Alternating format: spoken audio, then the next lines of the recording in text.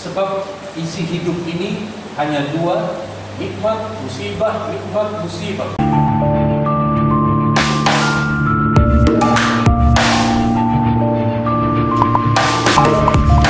Assalamualaikum warahmatullahi wabarakatuh.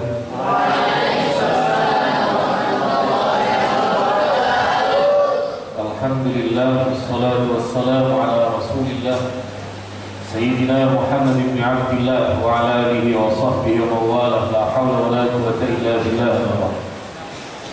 Hadratul ulama wal fadil yang sangat saya muliakan, yang sangat saya taati, guru kita Kiai Haji Rusdi, Bukaullah bisalamah wal afiyah. Semoga oleh Allah beliau diberi sehat wal afiyah, panjang umur dan keberkahan. Yang alhamdulillah sebelum acara ini saya soal kepada beliau dan langsung diberikan surban Mesir. Alhamdulillah langsung saya pakai, saya niatkan untuk menjadi amal jariah beliau. Yang sangat saya muliakan para gus, para neng, putra putri beliau, mulai Gus Somad dulu ketika di Ganjar bermain bola dengan saya kalah terus dan beliau sering menang. Gus Tamam, saya pernah Gus Badrul Tamam ini ketika saya kesini dulu tahun 91 masih sama-sama kecil. Dan jauh sebelum mondok di Gontor, memang rencananya beliau saat itu ngomong ke saya akan ke Gontor. Kemudian ada lagi Gus Aziz dan lain sebagainya, dan Lutfiah serta suaminya Ustaz Mustafa dari Batu Ampar. Kemudian para dosen, para ustaz di yayasan dan seluruh yang hadir. Alhamdulillah, sekali lagi saya sudah 3 kalinya hari ini, karena dulu tahun 91 masih gelap, jadi naik motor air aturannya. Saya sama Abah dulu keliling 1 bulan, dan keadaannya jauh berbeda dengan saat ini. Saat ini sudah ada lampu, sudah ada sudah ada wifi, dan juga sudah lengkap. Dan sekali lagi semoga Raudatul Ulum Meranti yang didirikan oleh beliau Kiai Rusdi terus berkembang. Ini telah memasuki kampus Universitas Nahdlatul Ulama Kalimantan Barat. Sekali lagi saya doakan semoga semuanya oleh Allah diberikan kesehatan, panjang umur, keberkahan untuk umat. Amin, Allahumma amin. Kita jelaskan terlebih dahulu begini. Dulu umat Islam itu masih satu, ya. Di zaman Nabi umat Islam masih satu. Di masa Sayyidina Abu Bakar, di masa Sayyidina Umar, di masa Sayyidina Utsman. Baru kemudian gejala itu muncul ketika Sayyidina Utsman terbunuh. Sehingga di masanya Sayyidina Ali ada satu kelompok yang mempertanyakan kepada Sayyidina Ali, siapa yang sebenarnya pembunuh Sayyidina Utsman. Saat itu dipimpin oleh gubernur dari Syam bernama sahabat Muawiyah. Inilah yang kemudian terus-menerus terjadi gelombang kalau sekarang namanya demonstrasi penolakan. Akhirnya kemudian terjadi perang yang namanya Perang Siffin. Dari Perang Siffin itu kemudian umat Islam terpecah menjadi beberapa aliran.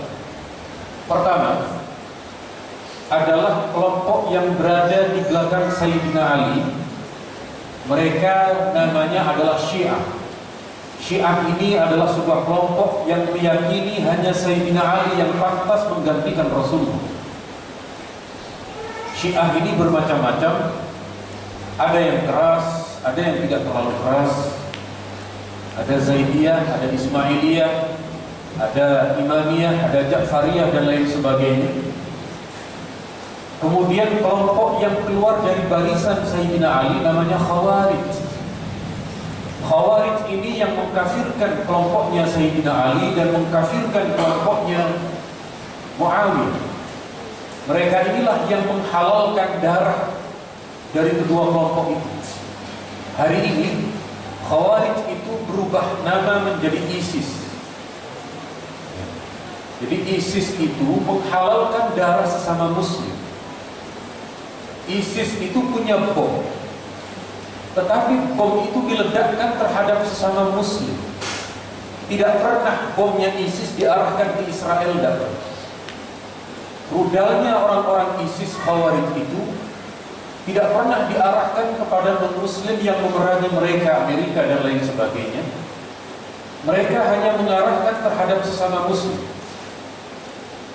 Kita tengok terlebih dahulu bagaimana dahulu ada sebuah negeri yang kemudian hari ini kita temukan di negeri tersebut terus berkecamuk perang, yakni Suriah. Nama negerinya Suriah. Kalau dulu di zaman Nabi, negeri ini dikenal dengan nama Syam, negeri Syam. Tapi sekarang negeri Syam ini lebih dikenal ke Amerika. Namanya negeri Paman Syam. Makanya saat pemilihan Amerika kemarin, calon presidennya itu ada dua, Hillary Clinton dan juga yang satunya Donald Trump. Yang terpilih ternyata Donald Trump. Kenapa kok tidak memilih Hillary Clinton? Karena khawatir mereka negaranya berubah. Yang awalnya Paman Syam, kalau presidennya perempuan nanti menjadi Tante Syam. Makanya tetap yang laki-laki yang terpilih, supaya tetap menjadi Paman Syam. Kalau Bibi Syam kan tidak enak. Kita lihat ini yang terjadi pada yang disebut dengan Khawarij zaman sekarang. Awalnya orang-orang itu merusak negaranya. Presidennya dikafir-kafirkan, pemimpinnya dikafir-kafirkan. Akhirnya terjadi pemberontakan, perang. Ini Suriah ketika di kiri itu, ketika dalam keadaan tidak ada perang, setelah perang, orang tidak hancur negeri. Kalau perang di zaman Nabi, itu pakai pedang.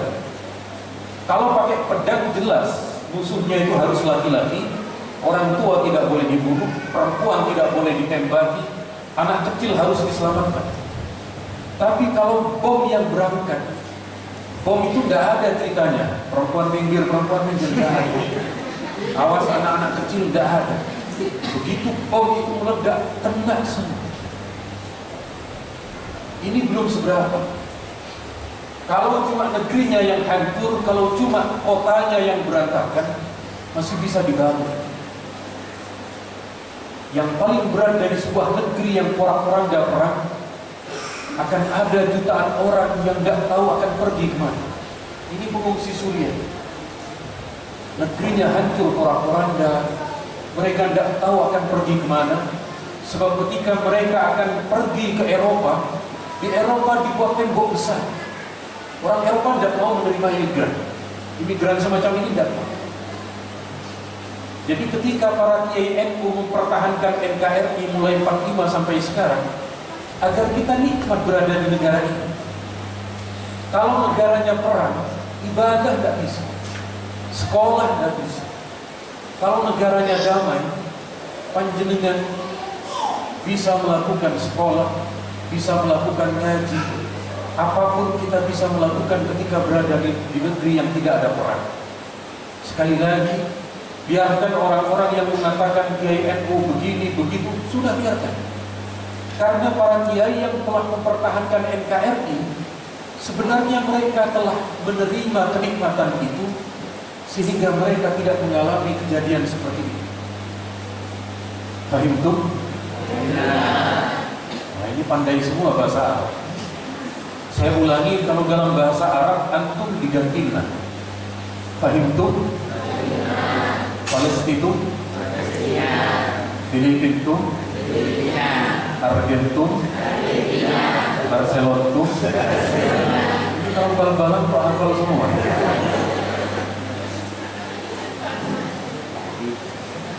Jadi sekali lagi, negeri yang paling nikmat itu adalah negeri yang aman, damai.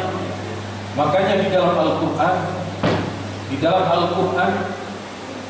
Nabi Ibrahim berdoa, Rabbi ja'al hadzal balada amina, Rabbi ja'al hadzal baladan amina. Ya Allah, jadikan negeri Mekah ini negeri yang aman, damai dan tentram. Panjenengan sudah pernah haji umroh apa belum? Sudah pernah ke Mekah apa belum? Kita lihat sejenak, ada kota Mekah yang penuh dengan nostalgia, kota Mekah yang penuh dengan kenangan. Bagaimana Ka'bah mengalami beberapa kali pemandangan yang berbeda-beda. Ini Ka'bah tahun 51, di sekitarnya masih banyak bangunan. Kemudian ini Ka'bah tahun 53, masih belum berupa keramik, masih belum ya, masih ada tanahnya. Dan ini di pojok ada orang pakai sarung. Kemungkinan memang orang merantau di pojok. Apalagi sarungnya sarung kotak-kotak, sarung gajah duduk. Ini Ka'bah tahun 54, masih banyak burung merpati di sana. Setelah renovasi kemudian menjadi begitu besar. Sampai tahun 2013 itu ada renovasi terbesar sepanjang abad. Tapi sekarang renovasinya sudah selesai. Kemudian ini dulu umat Islam itu kalau datang ke Ka'bah, ke Mekah, mereka lebih banyak berdoa. Sekarang beda ceritanya. Bagaimana? Ini sekarang di depan Ka'bah. Makanya ada cerita orang Madura. Orang Madura itu anaknya umroh, ditelepon sama bapaknya, ditelepon pakai video call. Setelah selesai tawaf, video call, bapaknya tanya, di mana kamu, Mas? Saya di depan Ka'bah, Pak, baru selesai tawaf. Bapaknya bilang, tolong doakan saya di depan Ka'bah agar hutang saya cepat lunas, kemudian masalah cepat selesai. Anaknya bilang, gak usah Pak, doa sendiri Pak, ini Ka'bah. Langsung diginikan ke arah Ka'bah. Itu namanya doa live. Panjenengan bisa praktek nanti. Kalau ada Gus Somad atau Gus Badrul Tamam atau yang lain sedang umroh, janjian. Nanti jam sekian tepat, janjian dulu, arahkan HP-nya ke Ka'bah, lalu panjenengan posisikan berdiri, berdoa di depan HP sambil manduk-manduk begini. Lalu ada yang ngerekam. Ini gimana caranya? Sekali lagi saya doakan semoga panjenengan oleh Allah dimudahkan perjalanan haji. Tapi selesai corona nanti. Kemudian berikutnya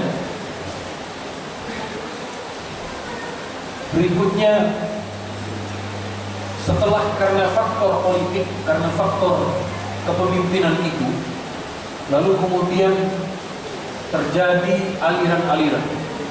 Setelah dari mazhab politik mengarah kepada mazhab akidah, maka muncullah mazhab Mu'tazilah yang mengandalkan akal dengan membelakangi dalil naqli.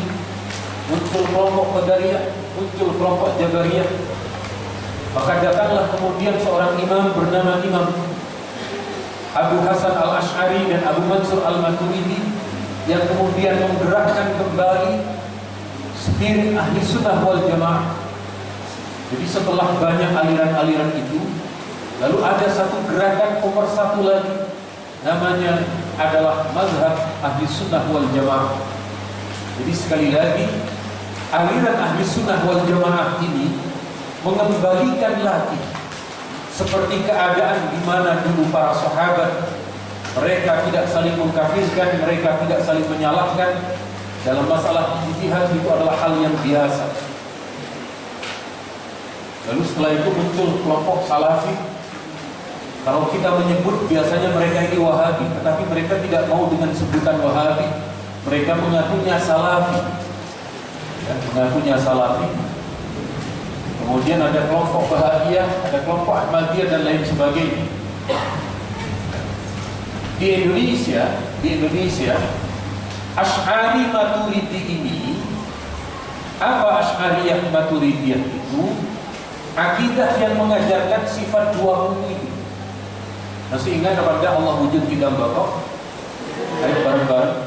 Allah wujud tidak bapak, mukhalafatul hawadisi, qiyamuhu binafsi, wahdaniyah qudrah iradah ilmu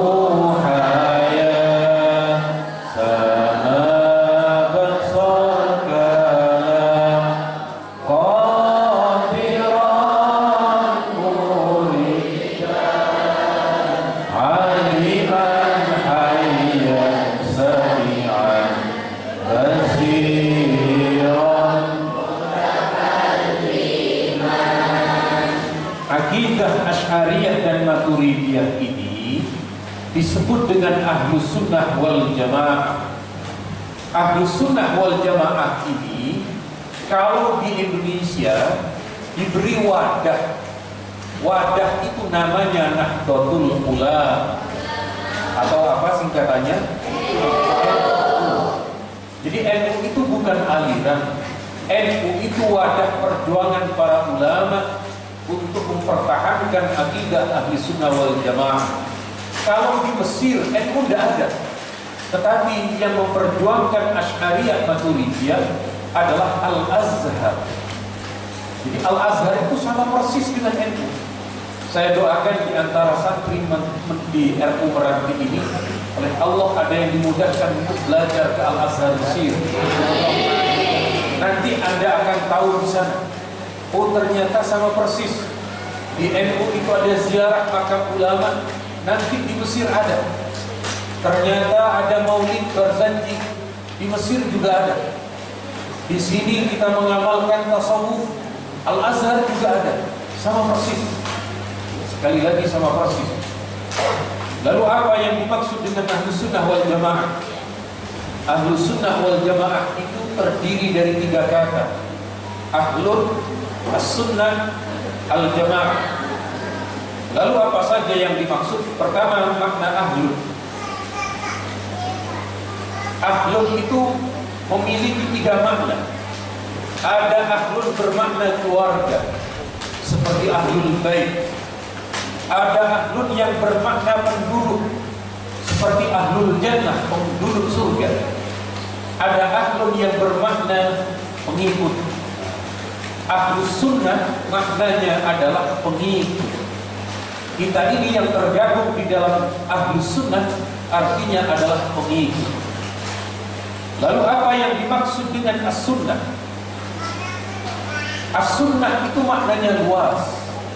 Kalau Anda mempelajari as-sunnah dalam makna hadis, ada maknanya sendiri. Kalau panjenengan mempelajari as-sunnah di dalam usul fiqh, ada sendiri artinya. Yang dimaksud as-sunnah dalam pengertian ahlus sunnah itu adalah makna jalan yang telah dilalui, metode beragama yang telah dirumuskan, yang telah diamalkan oleh Nabi, oleh para sahabat, dan oleh para imam yang melakukan ijtihad di dalam makna itu. Sampai sekarang kita memaknai as-sunnah dengan Wahabi itu beda. Menurut kita, as-sunnah yang sudah diamalkan oleh sahabat itu juga bermakna sunnah.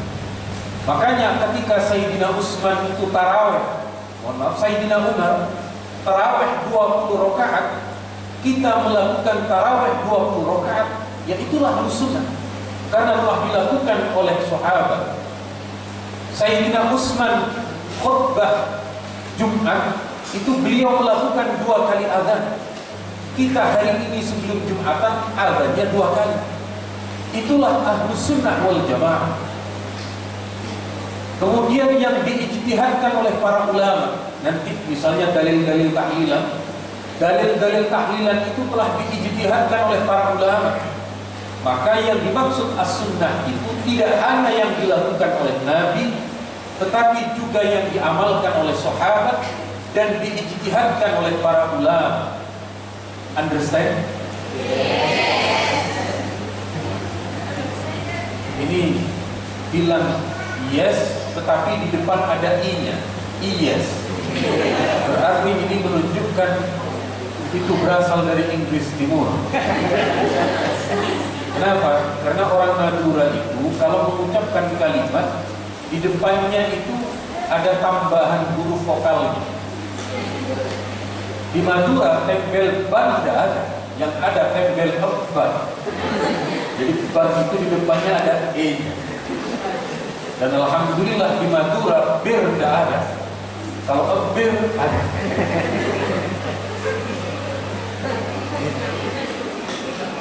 Lalu apa yang dimaksud dengan al-jamaah? Yang dimaksud dengan al-jamaah adalah kelompok mayoritas. Ada di kulli syai' wa kathratuh. Kalau panjenengan hari ini datang ke berbagai negara yang sama dengan kita 4 mazhab fikih, itu menjadi mayoritas di dunia. Ketemu Salafi Wahabi paling segelintir orang. Ketemu dengan kelompok Hizbut Tahrir cuma beberapa orang saja. Tidak banyak. Jadi sekali lagi Ahlus Sunnah wal Jamaah, yang dimaksud al-jamaah ini adalah umatnya Rasulullah yang mayoritas. 4 mazhab itu sudah dijalankan oleh umat Islam sejak ribuan tahun yang lalu. Baik di Maroko sampai Merauke menjalankan 4 mazhab ini. Mulai dari Madinah sampai Madiun sampai Madura sama dengan kita semua. Ini bersaja ya. Maroko, Merauke, Madinah, Madiun, Madura. Alhamdulillah bangsa kita masuk ke dalam. Jadi bangsa Madura wa alihi wa sahbihi ajma'in. Jadi sekali lagi yang melakukan maulid tidak hanya di Indonesia. Di Malaysia menjalankan maulid. Di Singapura umat Islam yang menjalankan maulid. Kalau di Asia sudah makmur. Ketika kemudian panjenengan datang ke Timur Tengah, hampir semuanya menjalankan maulid, kecuali kelompok Salafi Wahabi. Jadi ketika kemudian spirit maulid menyamakan dan menyatukan umat Islam, tepat sekali. Cuma sekali lagi yang namanya perbedaan, Allah sudah menjadi ketentuan dari Allah bahwa tidak ada yang namanya bumi satu seragam semua, tidak ada. Yang namanya kehidupan dunia ini pasti terjadi perbedaan. Cuma sekali lagi yang mayoritas tetap menjalankan maulid, dan di Indonesia yang menjalankan maulid itu 90%. Kalau nggak percaya sampai hitung sendiri. Kalau saya percaya, karena ada data dari Al-Fara Research Center ataupun penelitian dari Al-Fara namanya, yang telah mensensus itu bagaimana mulai dari kantor-kantor pejabat kita, masjid-masjid, surau-surau, pesantren-pesantren apalagi dan sebagainya. Saya tanya, panjenengan di Meranti masih suka tahlilan apa enggak? Sudah tahu dalilnya apa belum? Baik, saya sampaikan. Saya tanya, siapa yang menyusun dan merangkai pertama bacaan Yasin tahlil? Siapa? Belum tahu ya? Nanti saya sampaikan. Yang merangkai menyusun bacaan Yasin tahlil itu adalah Sayyid Abdullah bin Alwi Al-Haddad atau pengarang Rawatibul Haddad, yang ada ya Allah biha, ya Allah bi husnil khatimah dan seterusnya. Itu yang merangkai, yang menyusun. Dalilnya nanti saya sampaikan. Kalau sampean datang kepada orang yang ada tahlilan 40 hari, 100 hari, lalu diberi buku Yasin tahlil, dan di depan ada fotonya, maka itu bukan pengarang Yasin tahlil. Siapa ini?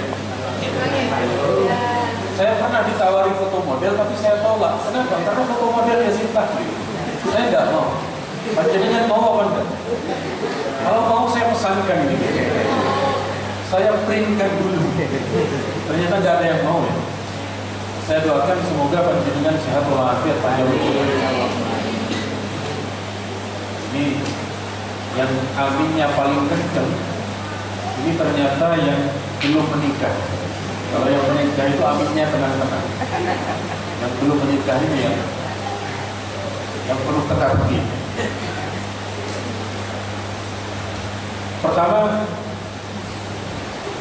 kalau Anda datang ke makam, Anda ziarah ke makam orang tua, Anda ziarah ke makam guru, Anda mendatangi makamnya siapa, lalu baca Fatihah, minal muslimin wal muslimat fi hadhil maqabir misalnya, atau fi hadhil maqbar, lalu bacakan Al-Fatihah. Apakah surat Fatihah itu dibagi untuk semua kuburan, atau masing-masing kuburan dapat utuh satu Fatihah? Ternyata kata Imam Ibnu Hajar, masing-masing kuburan mendapatkan satu Fatihah utuh. Kenapa? Allah maha luas pahalanya. Allah tak terbatas pemberian anugerahnya. Jadi sekali lagi, kalau panjenengan menghadiahkan bacaan Fatihah, itu masing-masing kuburan pahalanya utuh. Bukan masing-masing kubur, misalnya di area makam itu ada 7, lalu panjenengan membacakan surat Fatihah, kuburan pertama dapat 1 ayat, kuburan kedua dapat ayat kedua, kuburan ketiga ayat, bukan begitu. Masing-masing itu utuh. Wallahu yudha'ifu liman yasha, itu dalil Qur'annya. Allah berkehendak untuk melipat gandakan pahala kepada siapapun yang dikehendaki oleh Allah. Panjenengan biasanya masih suka yasinan apa enggak malam Jumat? Masih ya? Ini dalilnya. Man qara'a lailatal jum'ah hamimat dukhan wa yasin asbah maghfura. Barang siapa membaca di malam Jumat surat Hamim ad-Dukhan dan membaca surat Yasin, maka oleh Allah diberi ampunan. Sekali lagi, kita yang pernah mondok, yang pernah nyantri, kalau saya dulu baik di Pondok Ganjar maupun di Kediri dan di pondok yang lain ada yasinan, itu kiai kita langsung mengajarkan untuk diamalkan. Kalau dicari ada dalilnya. Ada dalam riwayat Imam Al-Baihaqi, disampaikan oleh Imam As-Suyuti. Bagaimana dengan Al-Kahfi? Al-Kahfi dibaca siang harinya. Jadi kita sama-sama mengamalkan. Yasinnya dibaca, kemudian Al-Kahfinya juga dibaca. Nanti saya tanya di sini ada yang punya flash disk apa enggak? Ada yang menyediakan flash disk apa enggak? Saya kopikan semua materi. Saya kopikan, panjenengan silahkan panjenengan print, lalu jenengan tuliskan atau ditempel di majalah jendingnya, halal semuanya. Jadi sekali lagi, kalau saya datang, tidak hanya datang orangnya saja, panjenengan yang berkenan saya kopikan semuanya, baik punya saya, punya Saudara Sempra ataupun punya Ustaz Idrus Romli, semuanya sekali lagi. Tinggal panjenengan baca, tinggal panjenengan pelajari dengan seksama, maka dalil-dalil di sini ada semua, baik dalil-dalil tentang ziarah kubur, tentang apapun. Kemudian ini kenapa orang-orang NU itu, orang-orang pesantren, kok sedikit-sedikit surat Yasin? Ada orang mau meninggal surat Yasin. Ada saat tahlilan surat Yasin. Ada kemudian saat kita ziarah surat Yasin. Sampai kata orang Wahabi itu, orang NU itu Qur'annya cuma Yasin saja. Tak kebangetan begitu. Kita ini Al-Qur'annya utuh 114 surat. Kenapa kok Yasin? Karena ada hadisnya. Iqra'u Yasin ala mautaku.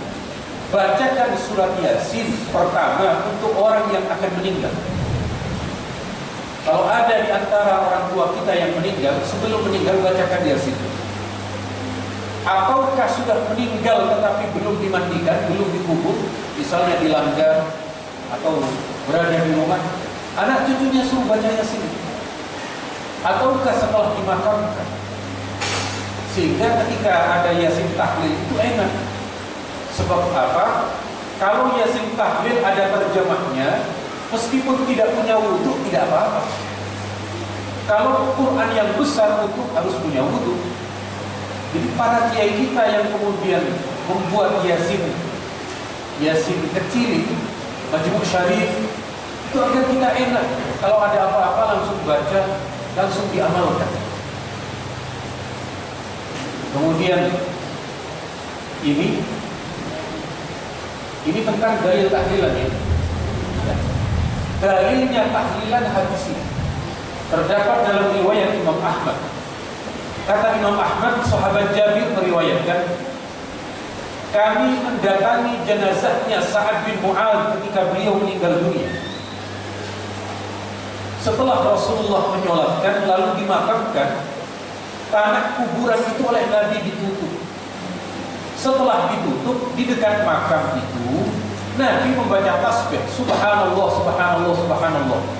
Dalam riwayat Al-Hannah, dalam kitab Az-Zuhud, Nabi membaca tasbih, Nabi membaca tahlil, dan Nabi membaca takbir.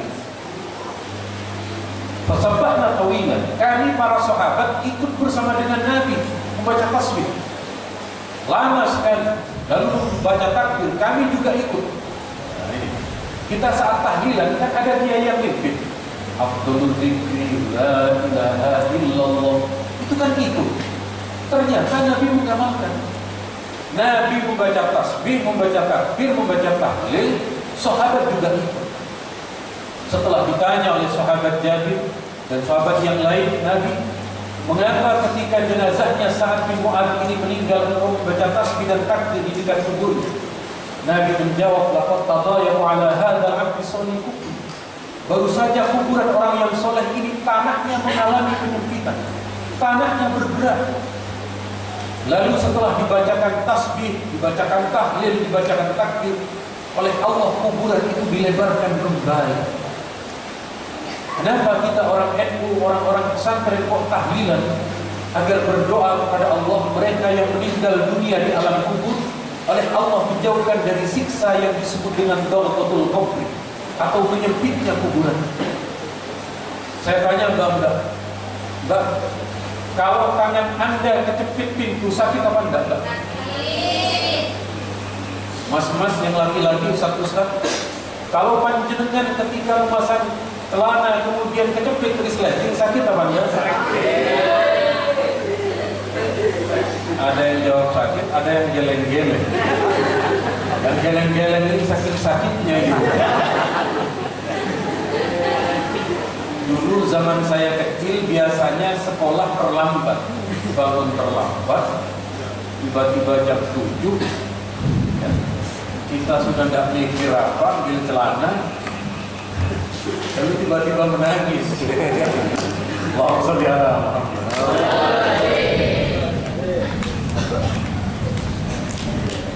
Ini dalilnya berkata, kita kalau tahlilan, setelah tahlilan kan ada berkat. Ini dalilnya.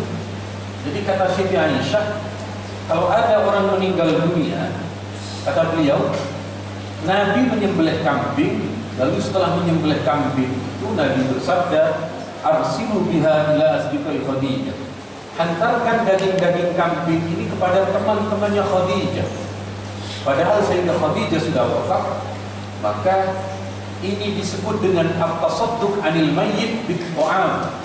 Bersedekah atas nama orang yang meninggal berupa makanan. Kalau kita terlalu panjang menyebut at-tasadduq 'anil mayyit bit-ta'am, panjang, kita menyebutnya berkah. Makanya betul kalau panjenengan sering mendengarkan syairnya Habib Syekh. Syairnya Habib Syekh itu begini. Ini sudah saya terjemah ke bahasa Madura.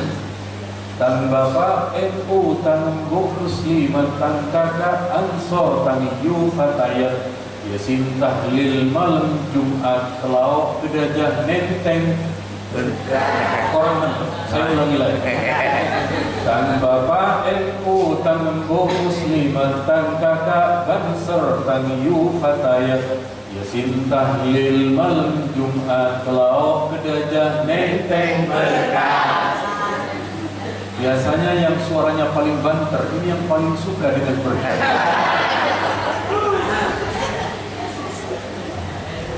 Saudara Muhammad.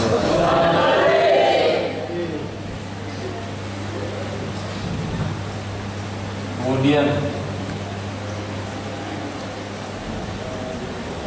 ini dalil 7 hari, 40 hari, 100 hari dan haul.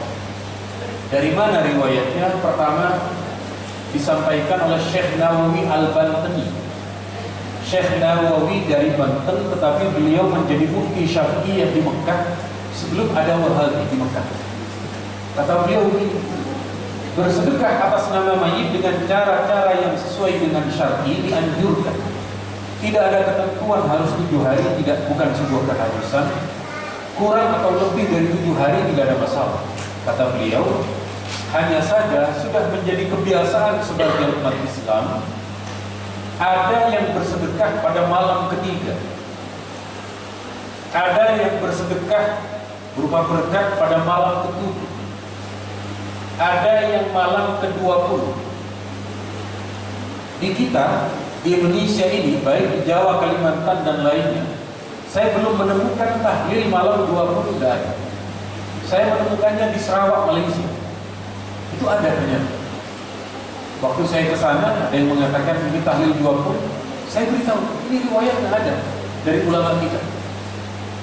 Jadi ada sebagian ustadz dari Indonesia itu kalau di Kalimantan Barat kemudian ke Malaysia itu biasanya menjadi ustadz, menjadi imam ya, dipasrai masjid dan lain sebagainya.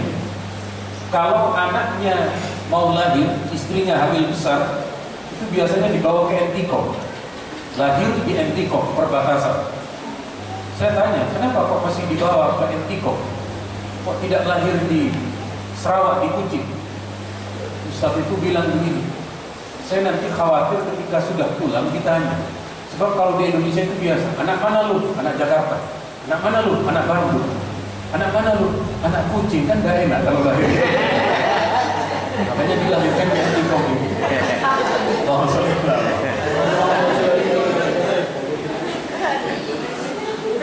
Dengan dia aja nih. Oke, baik buat lagu Ustaz Tamrin.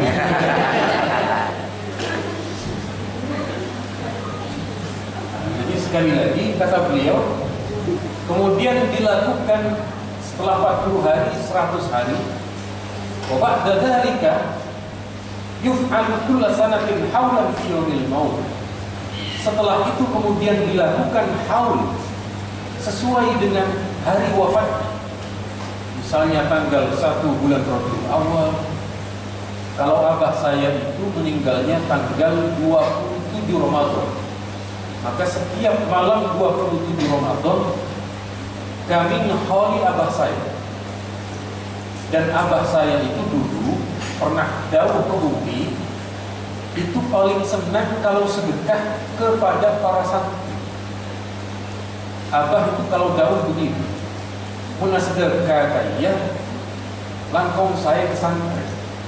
Kalau bersedekah kepada tetangga saya, tetapi kadang masih ada mengharap suatu saat tetangga itu membalas sedekah kita.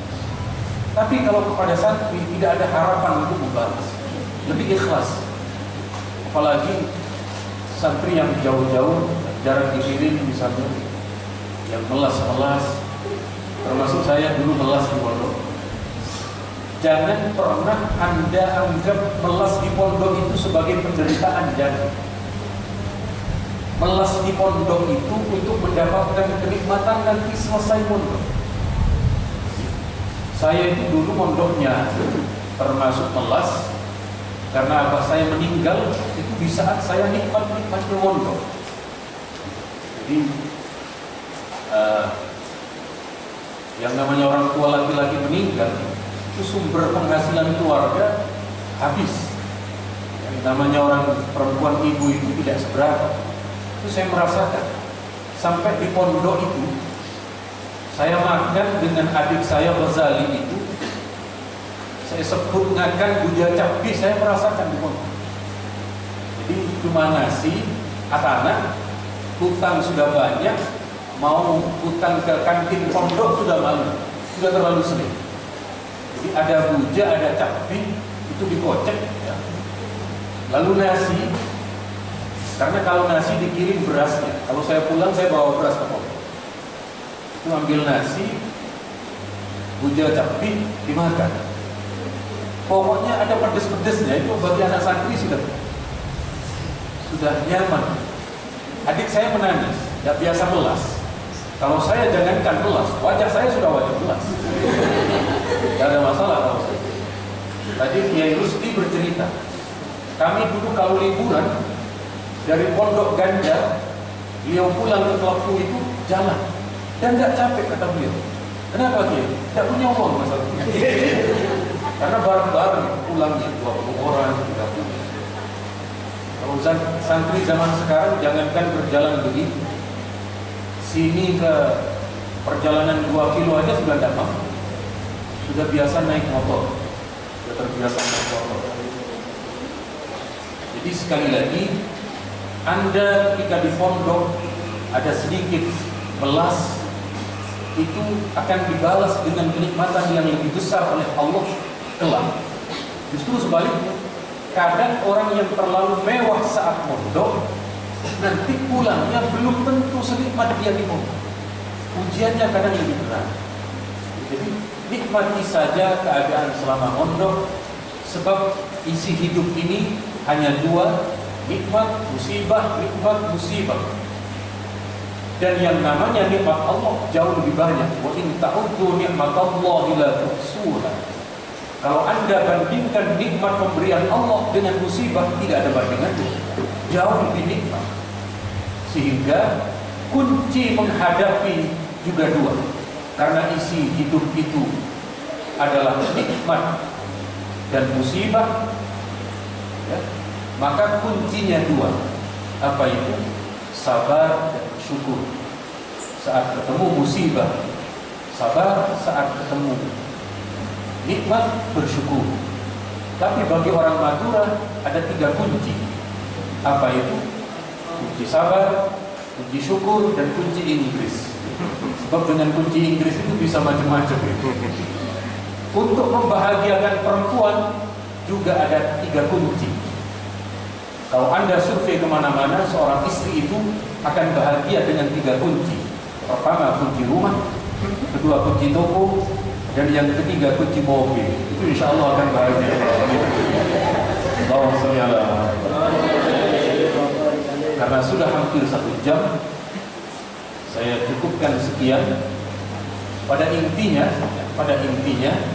kita yang menjalankan maulid ini tidak hanya maulid, amaliyah-amaliyah kita yang lain itu diamalkan oleh hampir mayoritas semua umat Islam. Ketika ada yang berbeda, itu wajar, itu manusiawi, itu sudah kodrat dari Allah.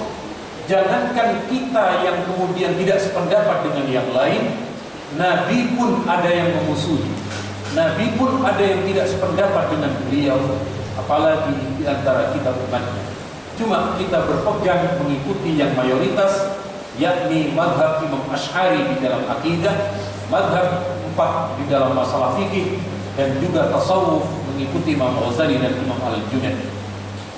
Sekali lagi dari saya cukup sekian. Silahkan kalau ada pertanyaan. Kalau pertanyaannya tidak terlalu sulit, insya Allah akan saya jawab. Kalau pertanyaannya terlalu sulit, akan saya berikan kepada Lora Kusomad dan juga Lora Badrut Tamam dan Lora yang lain. Dari saya cukup sekian. Saya kembalikan kepada moderator.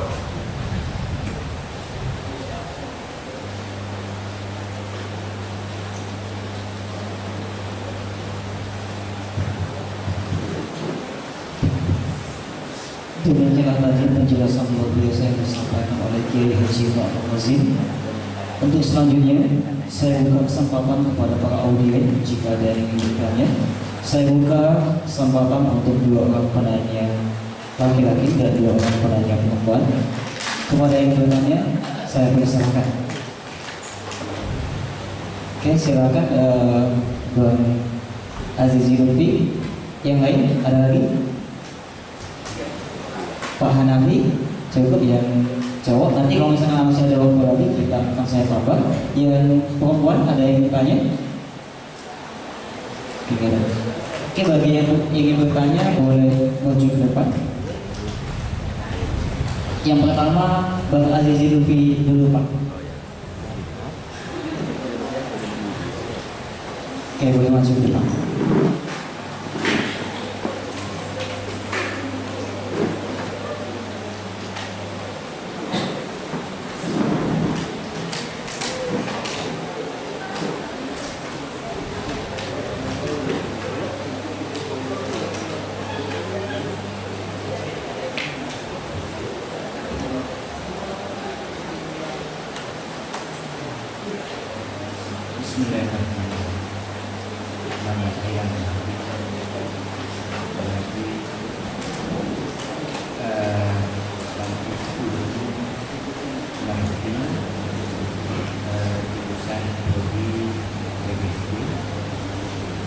Yang akan saya tanyakan adalah seiring dengan jalannya perkembangan zaman, saya sempat mendengar isu masalah ikan. Iya, adapun yang saya dengar berita itu demikian, ada informasi bahwa sunatan atau hitan itu ada 2. Ada secara dibelah dan ada jalan potong.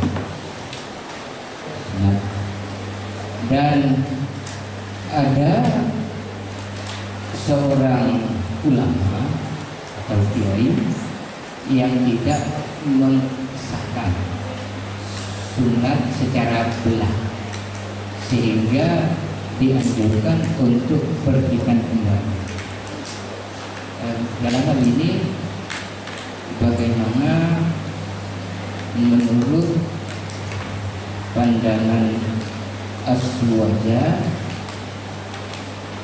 dan Bapak Kiai sendiri? Sekian pertanyaan saya. Terima kasih. Oke, tepuk tangan untuk Bapak Hanafi atas pertanyaannya. Dan selanjutnya saya persilakan kepada Adinda Azizi Lutfi.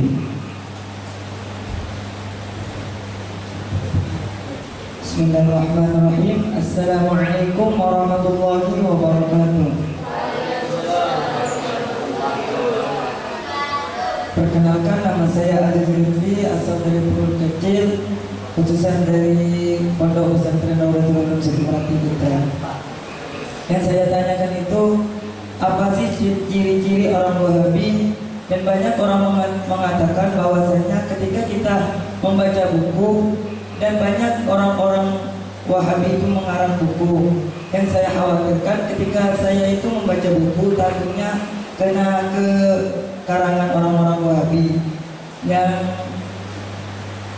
saya tanyakan kembali, apa sih ciri-ciri orang Wahabi?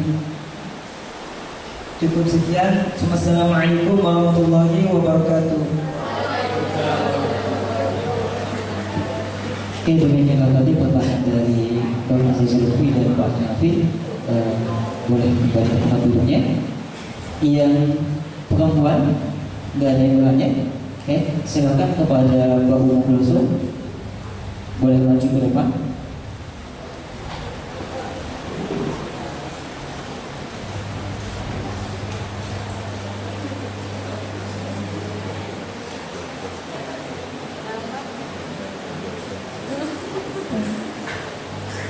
Bismillahirrahmanirrahim. Assalamualaikum warahmatullahi wabarakatuh.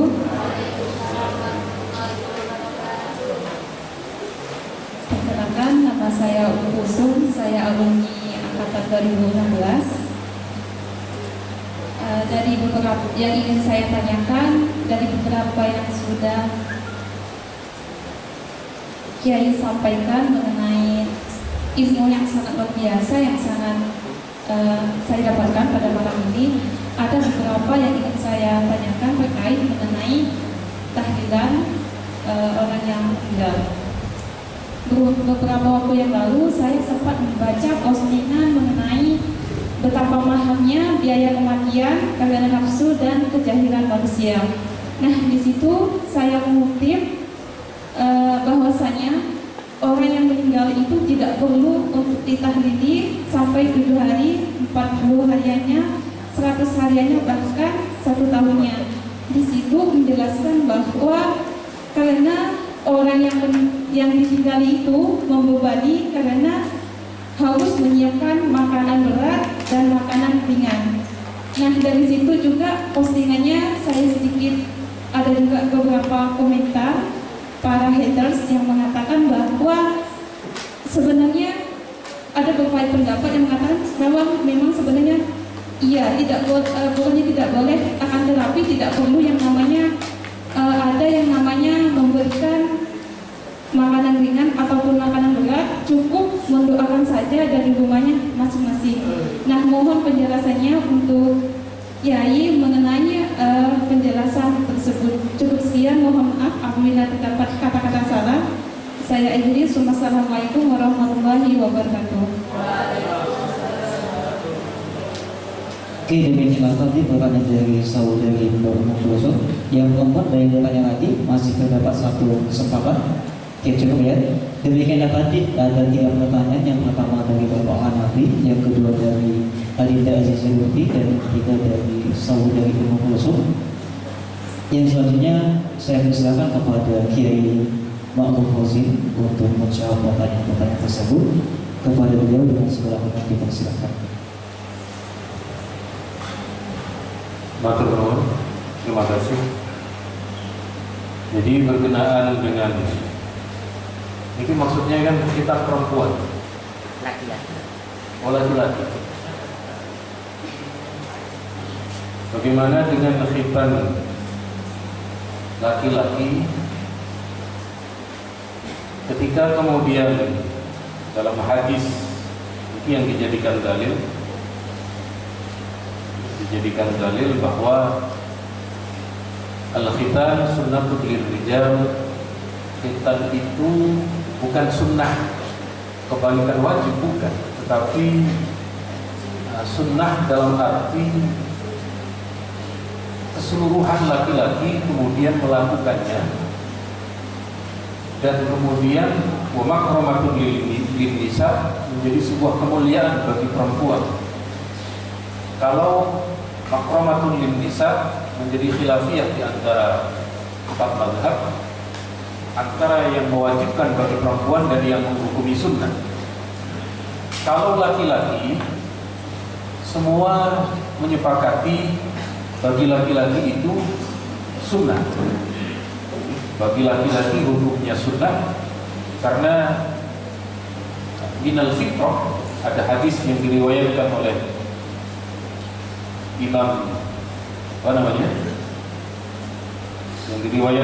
Imam termasuk Imam Muslim dan Imam Bukhari kalau tidak salah seingat saya, bahwa di antara bagian fitrah atau awal penciptaan manusia, ini hadisnya riwayat Bukhari, di Sahih Bukhari, ini nomor hadisnya, khamsun minal fitrah, ada 5 yang kemudian bagian dari fitrah manusia. Al-khitan diantaranya adalah khitan atau sunnah. Bagaimana dengan laki-laki? Laki-laki itu di dalam mazhab kita memang bunyi redaksinya adalah qat'u. Apa namanya?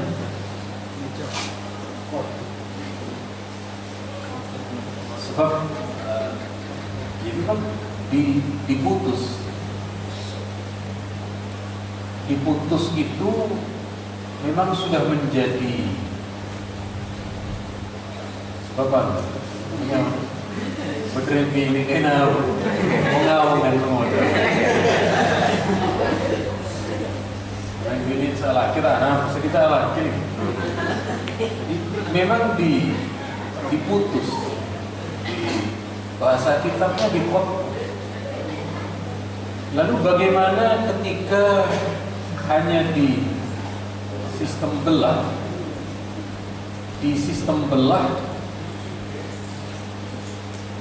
lalu kebuka,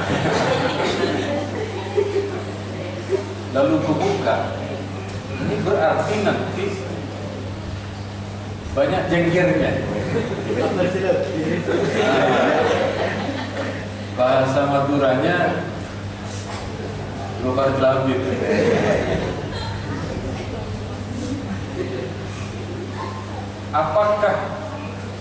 Apakah itu sudah cukup? Maksudnya sudah cukup itu dalam arti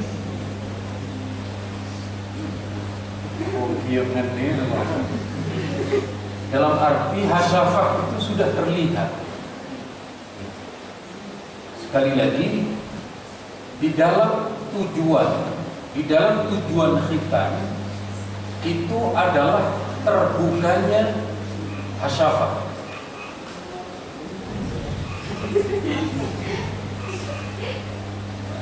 Ini abikir lagi. Terbukanya hasyafah, ketika kemudian terbuka, tujuannya adalah agar air kencing najis itu tidak tersangkut. Nah, ulama yang tidak mengesahkan itu karena memang redaksi di dalam kitab itu berbunyi qat'u. Kita lihat di beberapa literatur, di beberapa redaksi kitab, supaya saya senangnya ngaji pakai proyektor ini karena bisa kemudian bisa langsung melihat ke redaksi kitabnya. Jadi misalnya di dalam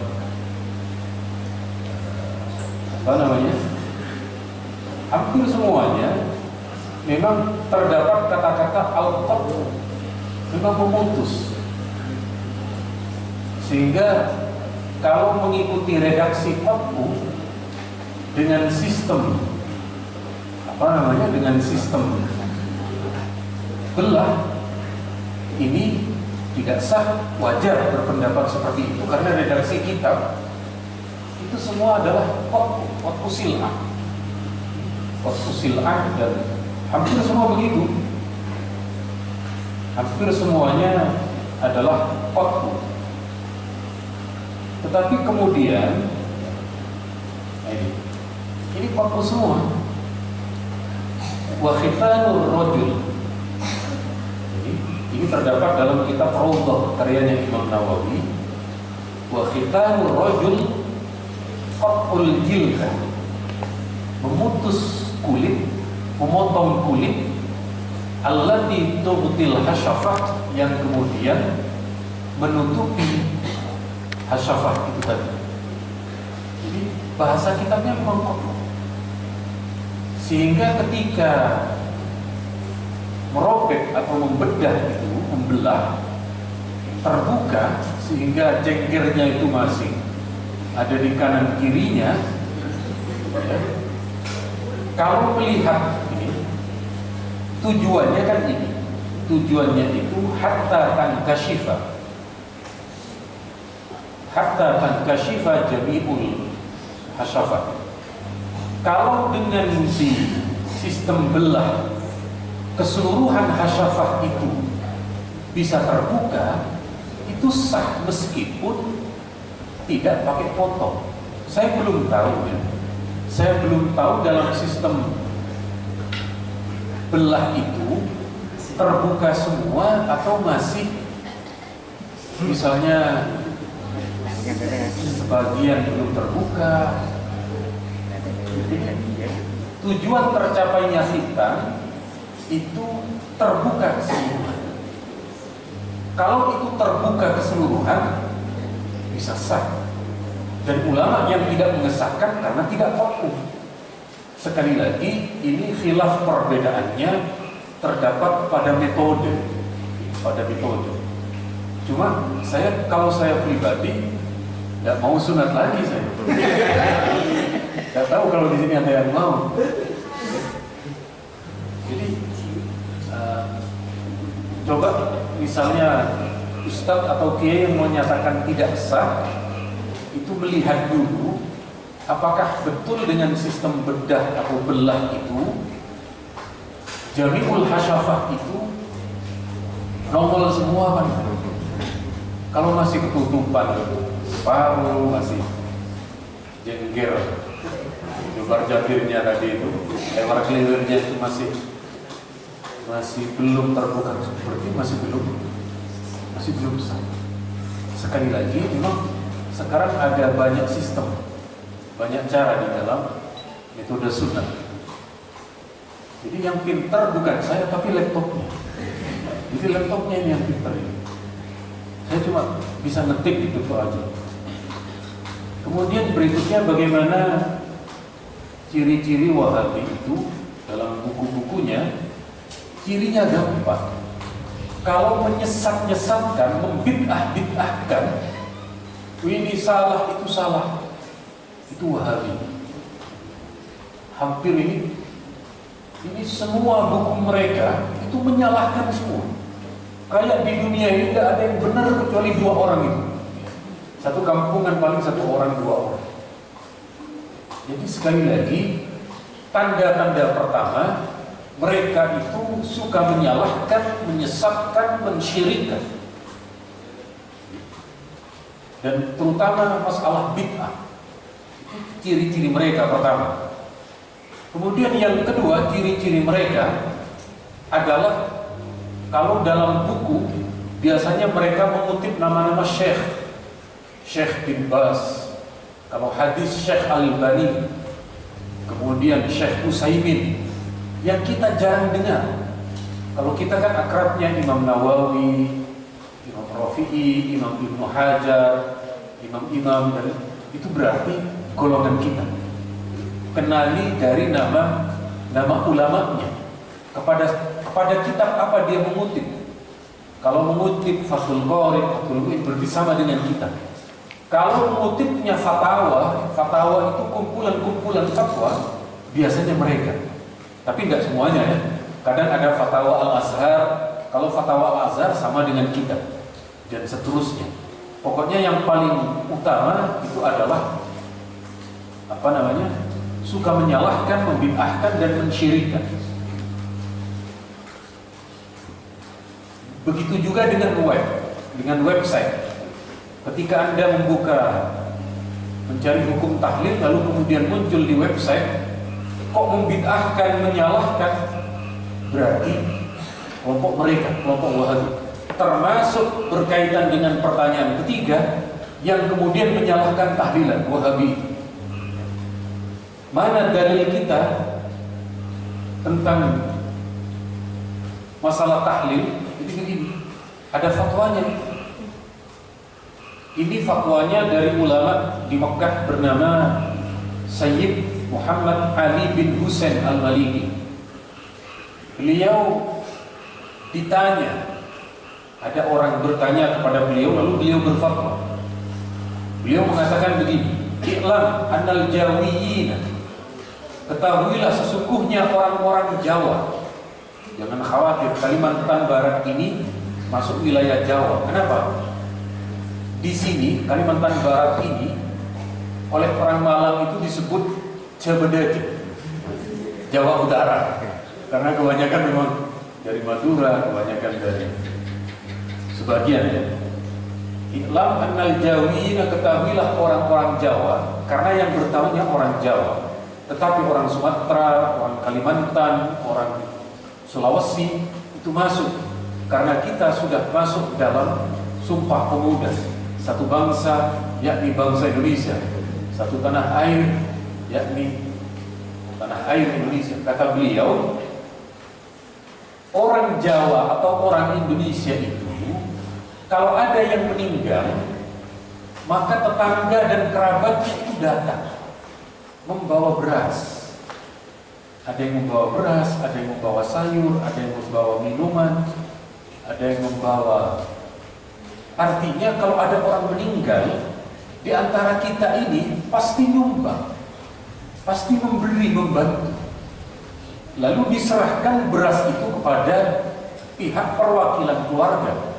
Boleh jadi keponakannya, boleh jadi sepupunya. Lalu tetangga kanan kirinya mereka memasakkan. Kalau ada almarhum yang meninggal, yang masak bukan istrinya, bukan, tetapi kerabat dari jauh, tetangganya membantu, menolong. Sehingga orang Jawa itu mengamalkan hadis isna'u li ahli Ja'far, buatkan makanan untuk keluarganya Ja'far.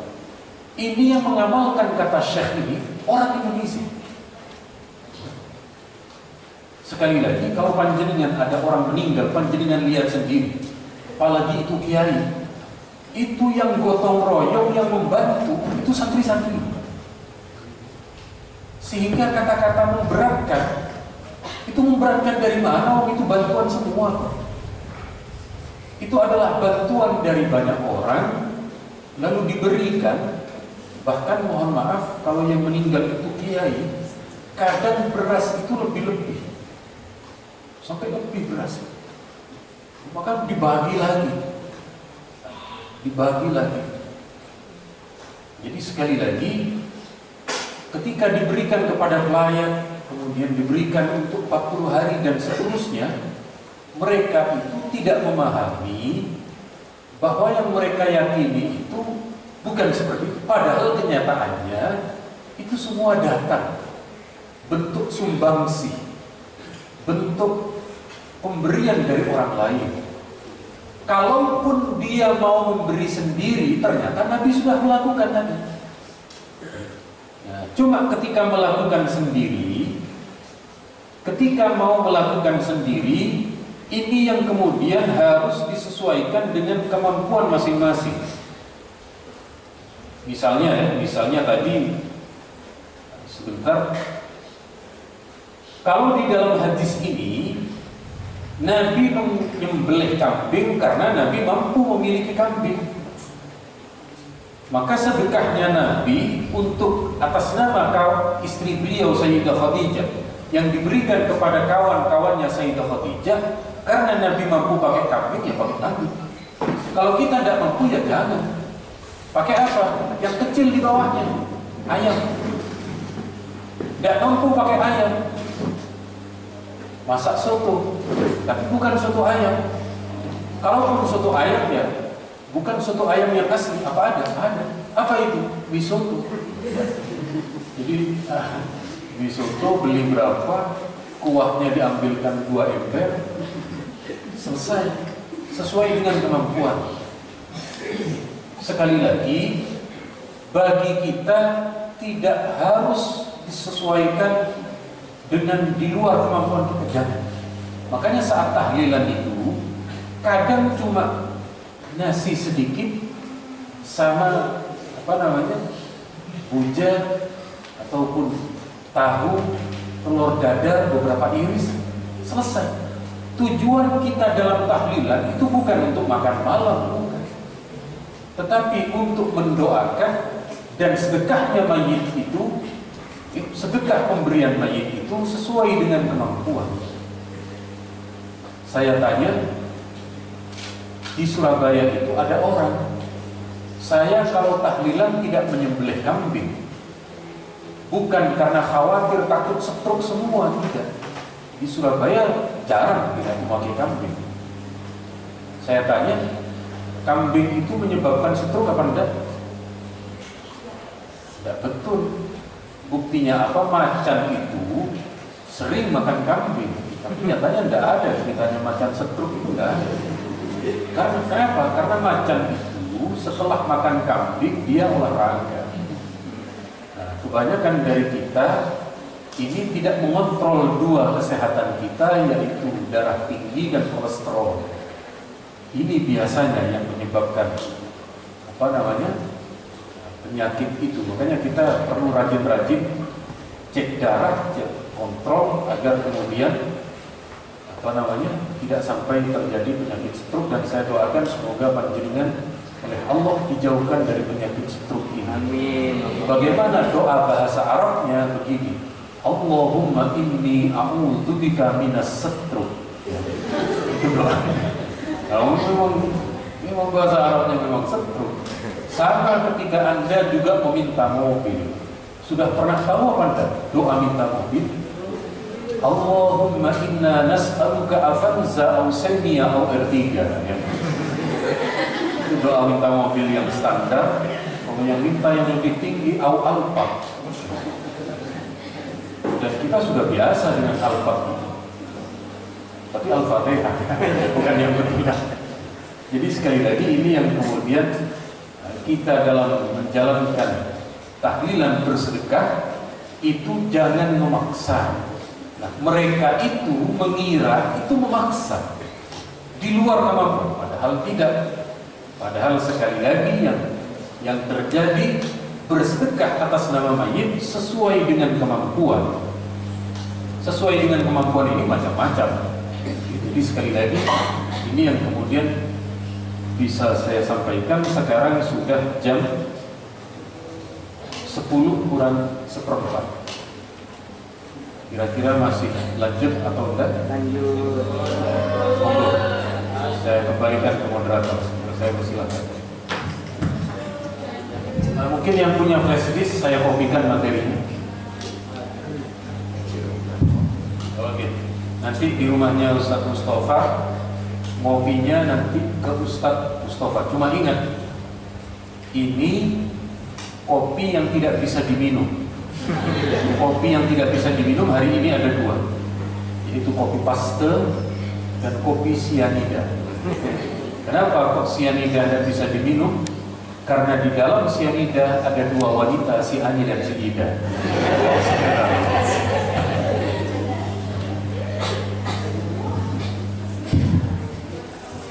Baik, demikianlah tadi jawaban luar biasa yang diberikan oleh Kiai Haji Ma'ruf Hazim. Semoga jawaban beliau dapat menambah wawasan kita tentang ahli sunnah wal jamaah. Untuk selanjutnya, karena masih ada waktu sedikit, saya buka kesempatan untuk 1 orang penanya. Kepada yang bertanya, dan saya persilakan. Kepada Bapak saya persilakan.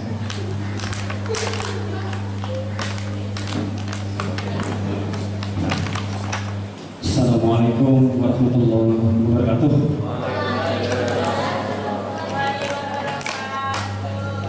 Nama saya Muhammad Kohir dari Desa Pasapian. Jadi pengalaman saya di desa saya itu Pak, dari kecil saya berteman dengan orang non-muslim. Bahkan sampai sekarang saya kerjasama di bidang pekerjaan dengan orang non-muslim tersebut. Dan alhasilnya Pak, pekerjaan saya berhasil. Nah, pertanyaan saya, hasil tersebut karena saya bekerja dengan non-muslim, menurut pandangan Islam seperti apa? Hanya ini pertanyaan saya. Kurang lebihnya mohon maaf. Assalamualaikum warahmatullahi wabarakatuh. Oke, demikianlah tadi pertanyaan dari Bapak Taufik. Yang selanjutnya saya persilakan kepada Al-Mukarram Kiai Haji Ma'ruf Hazim untuk memberikan penjelasan. Kita lihat pertama ayat Al-Quran. Kalau dalam ranah akidah, kita wajib lakum dinukum waliyadin. Kalau ada orang mengajak gantian menyembah, ayo kalau hari Jumat saya datang ke masjid, kalau kamu hari Minggu datang ke gereja, itu tidak boleh, berbeda akidah. Lakum dinukum waliyadin. Untuk menyembah kepada Allah, ranahnya tidak ada toleransi ya, dalam ranah akidah. Kalau dalam ranah sosial, ini ayatnya terdapat dalam surat Al-Mumtahanah. Allah berfirman, la yanhaakumullahu 'anil ladzina lam yuqatilukum fid din wa lam yukhrijukum min diyarikum an tabarruhum wa tuqsitu ilaihim. Allah tidak melarang, artinya boleh dalam ranah sosial untuk berbuat baik dan berbuat adil kepada orang non-muslim, orang-orang kafir yang tidak menyembah Allah, orang-orang musyrikin, untuk berbuat adil kepada mereka dan berbuat baik selama mereka tidak memerangi kita dalam agama dan selama mereka tidak mengusir kita dari negeri kita. Apakah ada dalilnya Nabi melakukan interaksi sosial dengan mereka? Ada. Malah riwayat Bukhari itu. Ya, dalam riwayat Imam Bukhari, Nabi melakukan transaksi dengan bukan cuma non-muslim kalau ini dengan orang Yahudi yang dilakukan oleh Nabi. Sebentar, hadisnya riwayat Imam Bukhari. Enak pakai syamilah, pokok tinggal ngetik satu kalimat saja sudah keluar. Orang-orang mengira saya banyak hafal hadis, padahal cuma ngetiknya satu kali. Ya. Ini yang saya ketik cuma kalimat dir'ahu. Jadi Nabi punya baju perang. Nabi punya baju besi untuk perang. Kalau Nabi perang pakai baju besi itu namanya dir'on. Dir'on ya. Suatu ketika di rumah Nabi tidak ada makanan. Nabi tidak punya uang. Lalu jubah atau pakaian perangnya Nabi ini digadaikan kepada orang Yahudi. Min Yahudiyin to'aman binasi'ah. Baju perangnya Nabi itu digadaikan kepada orang Yahudi dengan makanan gandum. Lalu Nabi bilang, nanti baju perang ini saya tebus. Ternyata sampai Nabi wafat tidak ketebus. Setelah Nabi meninggal, Sayyidina Ali mencari kemana ini baju perangnya Nabi. Ternyata digadaikan kepada orang Yahudi yang membayar Sayyidina Ali. Yang membayar. Ini riwayat Imam Bukhari, nomor hadisnya 2096. Ternyata Nabi yang menggadaikan baju perangnya, lalu makanan itu oleh Nabi didahar juga untuk keluarganya. Tidak ada masalah. Tidak ada masalah. Anda berbisnis dengan non-muslim, selama itu ranah jual beli, tidak ada masalah. Kalaupun di luar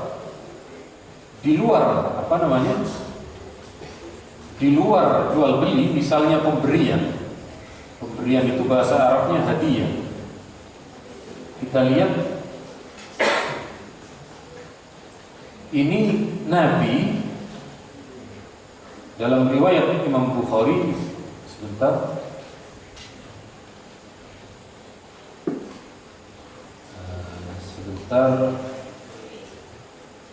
Nah ini Imam Bukhari malah membuat bab qabulil hadiyah minal musyrikin. Bab diperbolehkannya menerima pemberian hadiah dari orang-orang musyrik. Sahih Bukhari kata Abu Hurairah. Ini dalam riwayat yang lain ada seorang raja Maliku Ailah. Ada seorang raja negeri Ailah ini memberi hadiah kepada Nabi berupa burdan, selimut tebal. Itu oleh Nabi diterima. Sekali lagi, kalau dalam ranah sosial, dalam ranah jual beli, gadai, hutang, pinjaman ataupun apa, tidak ada masalah. Nabi melakukan interaksi itu dengan orang Yahudi, dengan orang-orang musyrikin dan lain sebagainya. Sampai jelas ya. Jadi sekali lagi, kalau hadisnya dalam masalah ini cukup banyak. Sekali lagi, cukup menghafalkan satu ketik hadiah, ketik apa, langsung ketemu semua. Makanya kalau ngaji nggak pakai laptop, plong udah bisa jawab. Allah saudara. Karena sudah cukup malam dan saya lihat para Gus, para Lora ini kebetulan malam Jumat ini. Malam Jumat itu ya waktunya tahlilan menurut saya. Jadi saya cukupkan sekian. Mohon maaf yang tak terhingga. Adanallahu wa iyyakum. Wassalamualaikum warahmatullahi wabarakatuh.